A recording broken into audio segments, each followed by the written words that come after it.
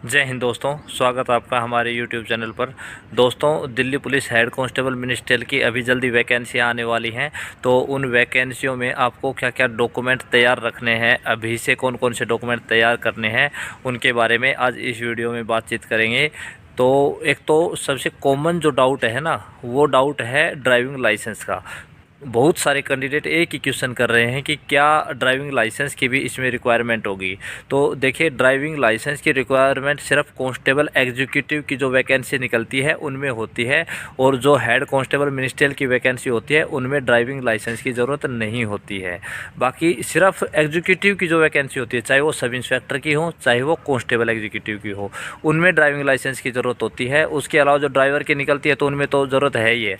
बाकी और जो वैकेंसी है उनमें ड्राइविंग लाइसेंस की ज़रूरत नहीं होती है। जैसे हेड कांस्टेबल मिनिस्ट्रियल हुआ, AW हुआ, TPO, और इसके अलावा MTS की वैकेंसी, उन किसी में भी आपको ड्राइविंग लाइसेंस की ज़रूरत नहीं होती है।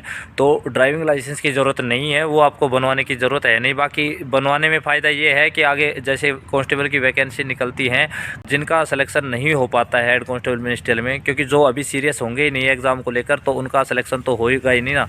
जो अभी से सीरियस होंगे उनका तो हो जाएगा, जो अभी सीरियस नहीं होंगे उनको फिर भर्ती देखने की ज़रूरत पड़ेगी। तो जो कैंडिडेट कम सीरियस है वो तो कम से कम अपना ड्राइविंग लाइसेंस बनवा कर रखें, और जो सीरियस हैं भर्ती को लेकर वो भी बनवा कर रखें, क्योंकि ये तो काम आने वाली चीज़ है। जैसे आप आगे ड्राइविंग करोगे खुद के लिए भी तो उसकी ज़रूरत पड़ती रहेगी। तो ये आप कभी भी बनवा सकते हो, इस भर्ती के लिए इसकी ज़रूरत नहीं है। इसके बाद जो एजुकेशनल सर्टिफिकेट हैं, वो एजुकेशनल सर्टिफिकेट तो आपको तैयार करनी है। आपको पता है +2 बेस पर ये भर्ती निकलेगी, तो +2 के डॉक्यूमेंट आपके पास होने चाहिए। आप उस टाइम तक +2 क्लियर किए हुए होने चाहिए जिस टाइम भर्ती निकलती है उस टाइम तक।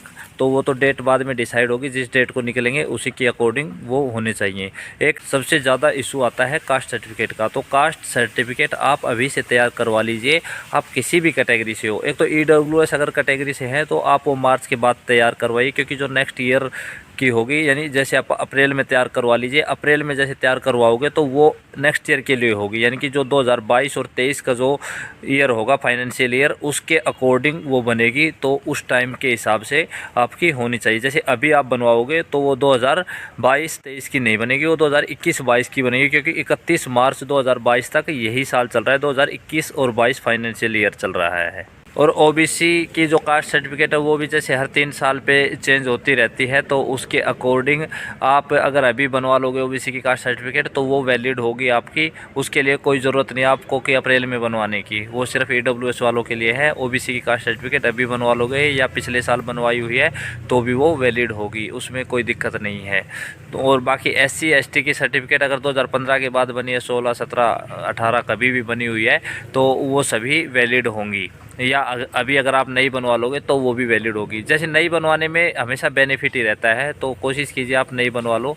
उसके अलावा आपको जो सर्टिफिकेट है, ये कास्ट सर्टिफिकेट, ये आपको सेंट्रल लेवल की बनवानी है। उसके अलावा जैसे परफॉर्मा आता है, जो SSC फॉर्म निकालती है उसमें परफॉर्मा आता है, उसी के अकॉर्डिंग बनी हुई होनी चाहिए। वो परफॉर्मा सेंट्रल लेवल का होता है, तो इसलिए सेंट्रल लेवल की सर्टिफिकेट ही चलती है, और आपको सेंट्रल लेवल की सर्टिफिकेट ही बनवा कर रखनी है। सबसे ज़्यादा इशू कास्ट सर्टिफिकेट पर ही आता है। बाकी जैसे आप अभी 12th में हैं, मार्च में एग्ज़ाम होते हैं किसी के, तो उनका जो रिज़ल्ट आएगा तो उस टाइम तक आपके पास सर्टिफिकेट होनी चाहिए।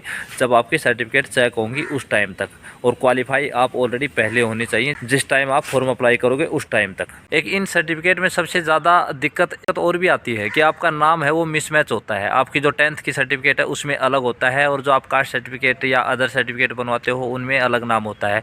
तो ये बात भी आप विशेष रूप से ध्यान रखिए कि जो सर्टिफिकेट बनवाते हो, नई सर्टिफिकेट कोई भी, तो उसमें आपकी 10th की सर्टिफिकेट है उसी के अकॉर्डिंग आपका भी नाम और फादर्स नेम भी सेम होना चाहिए, क्योंकि इस 10th की सर्टिफिकेट से ही सब कुछ मैच किया जाता है। जो भी डॉक्यूमेंट मैच किए जाएंगे वो 10th की सर्टिफिकेट से मैच किए जाएंगे। जो डेट ऑफ बर्थ है वो भी 10th की सर्टिफिकेट से ही मैच किया जाता है, तो वो ज़्यादा ज़रूरी है। इस बात का भी आपको ध्यान रखना है, इस तरह की भी कोई मिस्टेक आपसे नहीं होनी चाहिए। तो मुख्य रूप से तो आपको यही डॉक्यूमेंट तैयार करवाने हैं। बाकी और कुछ चेंज होता है तो वो आपको बता दिया जाएगा, और इसी तरह की बेहतरीन अपडेट्स आपको आगे आने वाले वीडियोज़ में मिलती रहेंगी। बीच बीच में मोटिवेशनल वीडियोज़ भी आते रहते हैं और वो आगे भी आते रहेंगे। और अपने आप को तैयार करके रखिए आगे आने वाले एग्ज़ाम्स के लिए। अभी इस वीडियो में फ़िलहाल इतना ही है। चैनल पर पहली बार आए तो सब्सक्राइब ज़रूर कर लेना, क्योंकि आगे भी इसी तरह की अपडेट आपको इस चैनल पर मिलती रहेंगी। मिलते हैं नेक्स्ट वीडियो में नई अपडेट्स के साथ। Bye bye, take care, good luck.